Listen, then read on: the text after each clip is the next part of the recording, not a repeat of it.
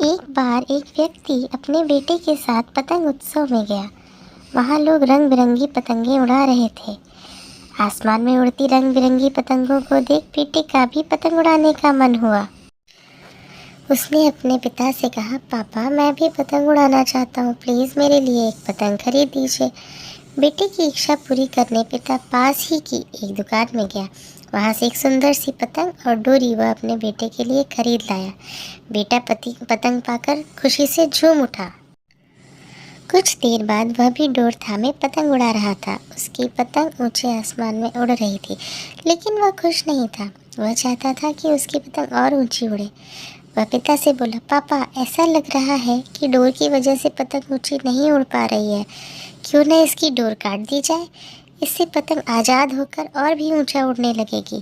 Please आप इसकी door काट दो। पिता ने बेटे की बात सुनी और पतंग की डोर काट दी, जिससे पतंग और ऊंची उड़ने लगी। बेटा यह देख बहुत खुश हो रहा था। लेकिन कुछ देर बाद पतंग ऊपर जाने के बजाय नीचे आने लगी और एक मकान की छत पर जा गिरी। बेटा यह देख हैरत में पड़ गया। उसने यह सोचकर पतंग की डोर काटी थी कि पतंग आसमान में और ऊंचा उड़ने लगेगी, लेकिन यह तो नीचे गिर पड़ी। उसने पिता से पूछा, पापा ये क्या हुआ? पतंग आसमान में और ऊंची जाने के बजाय नीचे क्यों गिर पड़ी?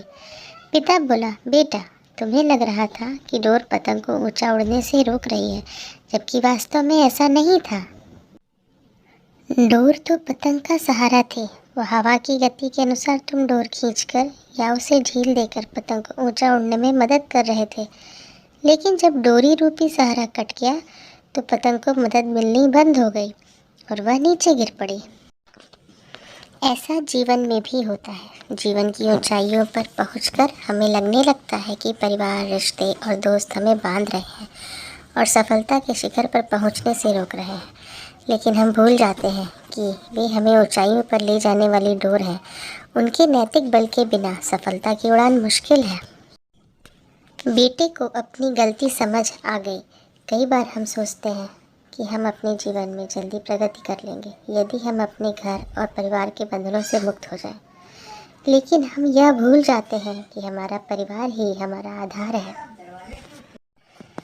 आपको ये कहानी कैसी लगी प्लीज़ कमेंट करके बताएं और वीडियो को लाइक करें एंड चैनल को सब्सक्राइब करें। Thank you.